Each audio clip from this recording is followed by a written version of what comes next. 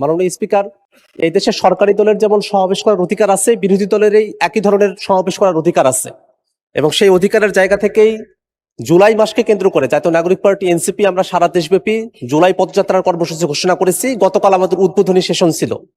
গতকাল রাতের বেলা আমাদের মাননীয় বিরোধী দলীয় চিফ হুইপ জনাব নাহিদ ইসলাম এমপি, আমি সহ আমাদের কেন্দ্রীয় নেতৃবৃন্দ আমরা সাভারে গিয়েছিলাম, একটা সমাবেশে উপস্থিত হয়েছিলাম। অত্যন্ত দুর্ভাগ্যের বিষয়ে আমরা স্টেজে ওঠার আগেই সেখানে বিদ্যুতের লাইন কেটে দেওয়া হয়, সেখানে বিদ্যুৎ আর থাকে না। আমরা বিদ্যুতের জন্য যোগাযোগ করেছিলাম, কিন্তু কোনোভাবেই যোগাযোগ করে আমরা সমর্থ হয়ে উঠতে পারি নাই। এবং সেখানে যখন বক্তব্য চলছিল, হঠাৎই সেই সমাবেশে যারা শ্রোতারা আছেন তাদের মাঝখানে সেখানে একটা বিস্ফোরণ ঘটানো হয়, ভয়াবহ বিস্ফোরণ।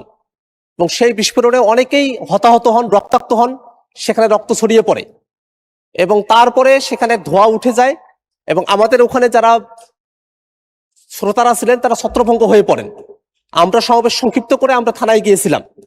মাননীয় স্পিকার, আমরা যখন বিরোধী দলে আমরা যারা আছি, এই সমাবেশ করার অধিকার সংবিধান আমাদেরকে দিয়েছে, এটা গণতান্ত্রিক অধিকার। সেই সমাবেশের সময়টাতে কেন বিদ্যুৎ থাকবে না, বিদ্যুৎ কেন নিয়ে যাওয়া হলো, সেই বিষয়টাতে আমরা সরকারি দলের কাছে আমরা একটা জবাব দিতে চাই মাননীয় স্পিকার। পাশাপাশি আমরা যখনই জুলাইকে নিয়ে কোনো প্রসঙ্গ নিয়ে আসি, জুলাইকে নিয়ে যখনই আমরা কোনো আন্দোলন সংগ্রাম বা কোনো প্রোগ্রামের কর্মসূচি আমরা ঘোষণা করি, সেই সময়টাতেই নানাভাবে আমাদেরকে বাধাগ্রস্ত করার চেষ্টা করা হয়। যারা জুলাইয়ের পতিত শক্তি আছে তারা নানাভাবে আমাদেরকে বাধাগ্রস্ত করে। এর আগেও আমাদের অফিসের সামনেও ককটেল বিস্ফোরণ ঘটানো হয়েছিল। গতকাল যে বিস্ফোরণ ঘটানো হয়েছে সেখানে বিরোধী দলীয় চিফ হুইপ উপস্থিত ছিলেন, আমি নিজে উপস্থিত ছিলাম, আরো নেতৃবৃন্দ উপস্থিত ছিলেন। ভয়াবহ ক্ষতির মধ্যে আমরা পড়তে পারতাম। এমত অবস্থায় যারা পতিত স্বৈরাচার আছে এবং যারা নানাভাবে সমাজে স্বাভাবিকীকরণের দিকে অগ্রসর হচ্ছে, তাদের ব্যাপারে আসলে সরকারের তরফ থেকে পদক্ষেপ কি, সেটা মাননীয় স্বরাষ্ট্রমন্ত্রী যদি এখানে থাকতেন তার কাছেই জানতে চাইতাম।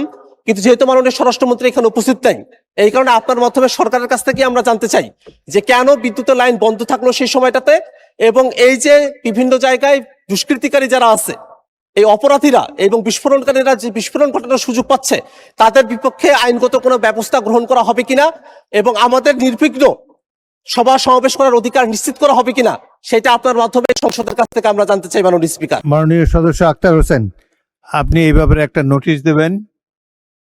আর এখানে কোনো বিতর্কের অবকলন করার প্রয়োজন নাই।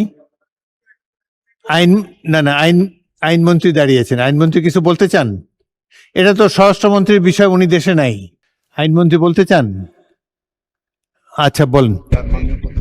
স্বরাষ্ট্রমন্ত্রী নাই, আপনি কিভাবে বলবেন? আইন তো ভালোই আছে। মাননীয় স্পিকার, আপনাকে ধন্যবাদ। স্বরাষ্ট্রমন্ত্রী উপস্থিত নাই, ওনার পক্ষেই আমি কিছু কথা বলতে চাচ্ছি। মাননীয় স্পিকার, আমাদের মাননীয় সংসদ সদস্য আক্তার হোসেন যে বিষয়টার অবতারণা করেছেন, নিশ্চিতভাবেই সেটা অত্যন্ত গুরুত্ব সহকারে আমরা দেখছি। আমরা আশ্বস্ত করতে পারি যে এর সাথে যদি কেউ জড়িত থাকে তার বিরুদ্ধে আইনিভাবে যতটা পদক্ষেপ নেওয়া সম্ভব, স্বচ্ছতার সাথে ততটা কঠোর পদক্ষেপই সরকার নেবেন।